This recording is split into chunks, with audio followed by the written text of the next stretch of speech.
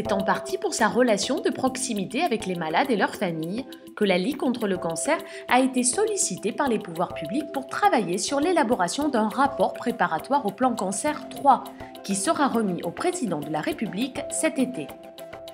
Et pour bien élaborer ce rapport préparatoire, la Ligue a eu la bonne idée de donner la parole à tous ceux qui avaient quelque chose à dire sur la maladie, à travers la mise en place d'une plateforme interactive qui a récolté des milliers de contributions autour de 5 axes majeurs liés au cancer. Il y a eu 2200 contributions en l'espace d'un mois et demi, que 73% de ces contributions sont des contributions de malades ou de proches de malades. C'est-à-dire que ce sont des contributions qui sont très directement liées au vécu. C'est donc de manière très solennelle que Jacqueline Godet, présidente de la Ligue contre le cancer, a remis cette semaine une synthèse de l'intégralité de ses contributions, suivie de recommandations à celui qui a été désigné par François Hollande pour mener à bien le rapport préparatoire de ce nouveau plan cancer, le professeur Jean-Paul Vernant. Il est évident qu'on ne peut pas parler du cancer sans impliquer les patients atteints et leurs familles. Jacqueline Godet l'a dit, c'est très important. On oublie trop souvent le rôle des familles.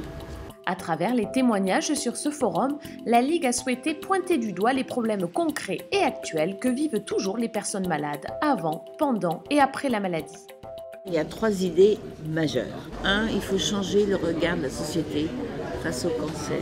2, il faut réduire les inégalités face au cancer, quelle que soit l'origine de ces inégalités, qu'elles soient sociales, géographiques, territoriales, il faut réduire les inégalités. Et 3, il faut assurer la continuité de vie pendant et après le cancer, qu'il n'y ait pas de rupture dans la vie de la personne atteinte de cancer à la fin de son traitement, qu'elle garde ses droits. La Ligue a donc insisté auprès du professeur Vernant sur la nécessité de mieux encadrer le retour à la vie après la maladie. Je ne veux pas vous dire ce qu'il y a dans le plan parce que ce n'est pas encore fait, mais ce que je peux vous dire quand même, c'est que nous avons décidé de mettre en place une consultation de fin de traitement.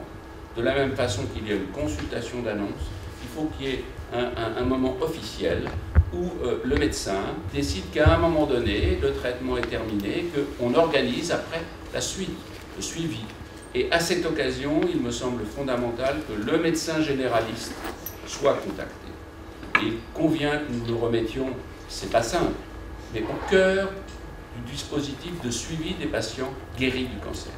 Si le premier plan cancer a eu pour principale avancée de créer un dispositif d'annonce, que le deuxième plan s'est intéressé de près aux inégalités sociales des malades, le troisième lui a pour défi de continuer à développer toutes ses missions tout en se concentrant sur le retour à la vie quotidienne des patients. Une lourde mission que la Ligue a accepté de relever aux côtés des pouvoirs publics. Le slogan finalement de la Ligue, c'est améliorer la vie quotidienne du malade pendant le traitement et après le traitement. Et pour ça, c'est très important d'être solidaire du malade. La Ligue est bien positionnée parce que nos comités départementaux sont à côté de la population. Donc pour nous, aujourd'hui, c'est un moment important parce que c'est le droit fil de tous notre effort depuis de plusieurs dizaines d'années.